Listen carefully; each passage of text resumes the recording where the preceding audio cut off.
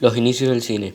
Las primeras experiencias cinematográficas eran registros de pocos minutos de hechos o sucesos con una finalidad informativa. Luego comenzaron a filmarse obras que narraban una historia con características propias. Los temas y los actores de los primeros filmes provenían de la comedia musical, la que tenía gran aceptación en el público. Además, los actores se adaptaban perfectamente al cine mudo por sus experiencias en el teatro. Charles Chaplin, un actor musical, se convirtió durante las primeras décadas del siglo en el maestro de la comedia cinematográfica. Realizaba comedias de corta duración en las que la pantomima era el recurso principal.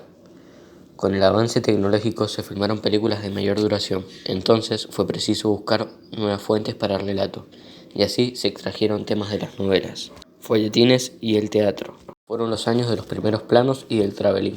El sonido de las escenas era reemplazado por un acompañamiento de piano y por algunos textos escritos en carteles o leídos en voz alta por alguna persona dentro de la sala de exhibición. Después de la Primera Guerra Mundial, el centro del cine se desplazó de Europa a los Estados Unidos y se convirtió en una diversión popular, en un producto cultural industrializado, en el que las decisiones estéticas estaban supeditadas a cuestiones económicas. Mientras tanto, en Europa, directores como Sergei Eisenstein en Rusia, Luis Buñuel en España y René Clair en Francia buscaron en el cine otras posibilidades estéticas mucho más audaces e innovadoras. El cine sonoro. En 1927 se presentó en los Estados Unidos el primer film sonoro, El cantante de jazz, protagonizado por Al Jolson, actor de music hall. Esta innovación produjo una vuelta a las salas por parte del público norteamericano, que, cansado de los filmes mudos, se había alejado de aquellas. Además, los lugares de exhibición se multiplicaron y aparecieron géneros que abrieron nuevas posibilidades comerciales. Comedias musicales, western, tragedias, temas históricos, filmes de terror, obras de ciencia ficción comenzaron a invadir la pantalla. La llegada del cine sonoro provocó una verdadera revolución en la estética y en las técnicas de producción, como también en la organización industrial de la cinematografía. Con la incorporación del sonido se modificaron ciertos parámetros estéticos, ya que se reforzó el contenido de la imagen. Por ejemplo, una escena de suspenso acompañada por música resulta más elocuente que la misma escena presentada en silencio. La cinematografía. El cine es un medio de comunicación que nació como resultado de la tecnología. Es además una industria, ya que necesita un circuito de producción y de distribución. Pero también es arte, porque es un hecho estético y comunicativo con códigos propios. Asimismo, es cultura, porque su historia representa lo que es una sociedad, y es espectáculo y diversión, porque permite al espectador identificarse con la cámara y trasladarse a otros tiempos, a otros espacios y a otras realidades. Las primeras experiencias cinematográficas fueron casi artesanales.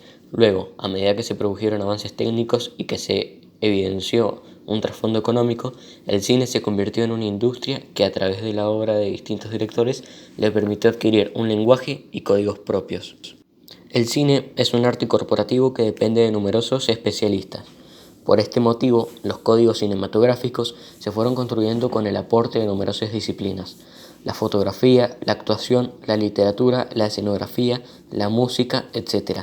Pero también entra en juego el manejo de la cámara y de la tecnología necesaria para el montaje. Así, la historia de la industria cinematográfica se relaciona con los avances tecnológicos, la utilización del lenguaje propio y las tendencias dominantes en la producción y el consumo. Los hermanos Lumière. Luego de varias experiencias que no lograron superar la categoría de instrumentos atractivos, pero poco útiles, el 20 de marzo de 1895, los hermanos Lumière presentaron en París una filmación de 2 minutos en una conferencia, en la Sociedad de Fomento de la Industria Nacional. La película mostraba la salida de dos obreros de la fábrica Lumière en Lyon-Montplaisir. Meses más tarde alquilaron el subsuelo del Grand Café. Al principio apenas salvaron los gastos generales. 3 semanas más tarde habían pasado de 30 francos a 2.000 francos diarios, sin ayuda de la menor publicidad.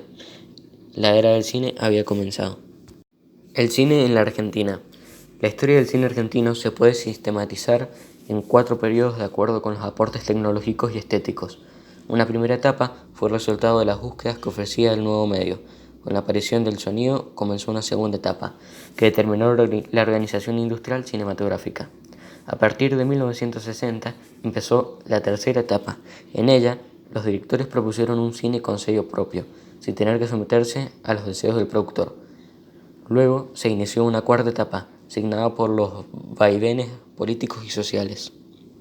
Los orígenes. Las primeras experiencias cinematográficas fueron realizadas a fines del siglo XIX por Eugenio Pi, quien filmó La bandera argentina, que duraba pocos minutos y mostraba el movimiento de la bandera por los efectos del viento. A partir de 1900 comenzaron a realizarse las primeras filmaciones con argumento, y estas fueron protagonizadas por actores. Estas filmaciones mudas muchas veces eran acompañadas por cantantes que estaban detrás de las pantallas para musicalizar algunas escenas. En este periodo predominaron las películas históricas, pero también comenzaron los primeros noticieros filmados. Se hizo la primera película de dibujos animados y se filmó el primer semidocumental. La organización industrial. En 1931 se realizó el primer largometraje sonoro sin disco, Tango, dirigido por Luis Moglia Bart. Esta película fue un éxito de audiencia. Esto se debió a varias razones.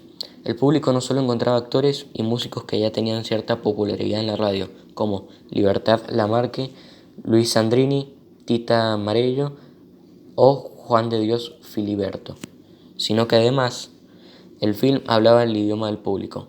Hasta ese momento los filmes sonoros norteamericanos eran emitidos en inglés, no tenían doblaje ni subtítulo, salvo algunos que Gardel había filmado en Nueva York. La posibilidad de un cine popular dio el impulso a la industrialización del cine en la Argentina. A partir de 1930 se fundaron productos como Luminton o Argentina Sonofilm. Se inició entonces un crecimiento industrial con la producción de diversos géneros, comedias, melodramas y películas de tango, que presentaban un reflejo de la sociedad porteña. Al estallar la Segunda Guerra Mundial, comenzó un periodo con muchos altibajos en el que aparecieron filmes de muy baja calidad, que buscaban copiar el cine norteamericano junto con otros, como Lota de Trapo, de Leopoldo Torres Ríos, o Las aguas bajan turbias, de Hugo de Carril, que iban tras lenguaje propio. Y esto fue un resumen de la historia del cine, tanto argentino como mundial.